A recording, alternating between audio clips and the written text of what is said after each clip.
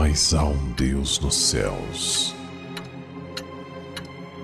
que revela os segredos.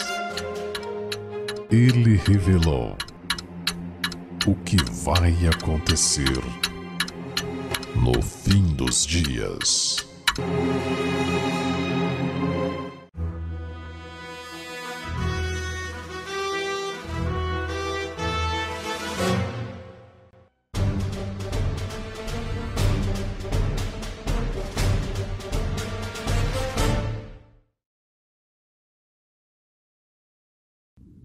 Pérolas escondidas. Pare de julgar minha igreja, senão... Por que, o Senhor perguntou, se desvia este povo de Jerusalém com uma apostasia tão contínua? Jeremias 8:5. Na linguagem do profeta, era porque eles não haviam obedecido à voz do Senhor seu Deus e tinham se negado a ser corrigidos. Porventura, por estas coisas eu não os visitaria, diz o Senhor, ou não se vingaria a minha alma de gente tal como esta? Jeremias 9:9. Chegou o tempo para profundo exame de coração. Enquanto Josias tinha sido seu rei, o povo teve alguma base para a esperança. Mas ele não podia mais interceder em seu benefício, pois havia caído em batalha. Os pecados da nação eram tão grandes que o tempo para intercessão havia quase terminado. E será que quando te disserem, para onde iremos? Dir-lhes-ás: os que para a morte, os que para a espada, e os que para a fome, e os que para o cativeiro. Jeremias 15:1 e 2. A mensagem a eles agora era: se não me derdes ouvidos para andardes na minha lei, que pus diante de vós, para que ouvisseis as palavras dos meus servos, os profetas, que eu vos envio madrugando e enviando, mas não ouvistes, então farei que esta casa seja como Siló, e farei desta cidade uma maldição para todas as nações da terra. Jeremias 26, 4-6. O pecado de Eli tinha sido de passar por alto a pecaminosidade de seus filhos no ofício sagrado, bem como sobre os males prevalecentes na terra. Sua negligência em corrigir esses males tinha traído sobre Israel terríveis calamidades. Seus filhos haviam morrido em combate. O próprio Eli perdeu a vida.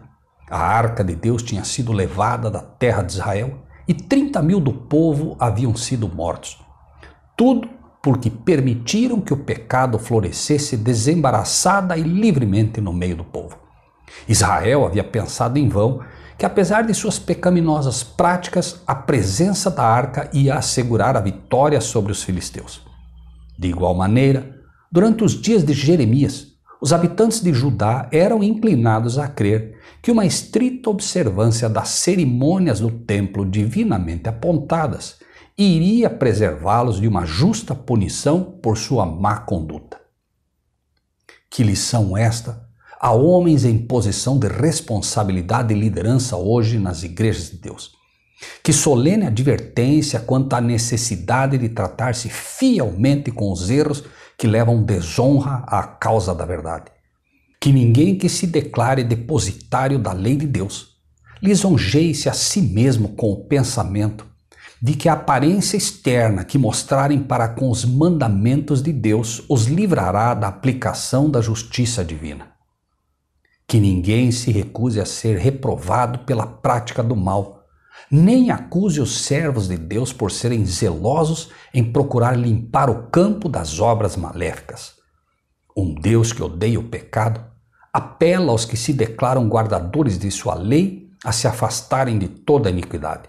A negligência em se arrepender e prestar voluntária obediência trará a homens e mulheres hoje tão sérias consequências como as que vieram sobre o antigo Israel. Há um limite além do qual os juízos de Jeová não podem ser detidos. A desolação de Jerusalém nos dias de Jeremias é uma solene advertência ao moderno Israel de que os conselhos e advertências dados por meio de instrumentos escolhidos por ele não podem ser desrespeitados sem punição. A mensagem de Jeremias aos sacerdotes e também ao povo despertou a inimizade de muitos. Com violenta invectiva clamaram: por que profetizaste no nome do Senhor, dizendo, Será como Siló esta casa, e esta cidade será assolada, de sorte que fique sem moradores. E ajuntou-se todo o povo contra Jeremias na casa do Senhor. Jeremias 26, 9. Sacerdotes, falsos profetas e povo irados voltaram-se contra aquele que não falaria palavras suas ou profetizaria coisas agradáveis. Assim foi a mensagem de Deus rejeitada e seu servo ameaçado de morte. Então, caro amigo, que se diz cristão e que se diz guardador da lei de Deus, pense bem antes de acusar aqueles que, através da internet ou de qualquer outro meio que Deus lhes indica, estão procurando mostrar aos que se dizem cristãos nos dias de hoje os pecados que se cometem nas igrejas, sobretudo entre os líderes, pois foi sempre partindo dos líderes que o pecado se espalhou para a igreja de Deus. Lembre-se que foram os sacerdotes, os pastores de hoje, os que primeiramente acusaram e levaram à morte o nosso mestre.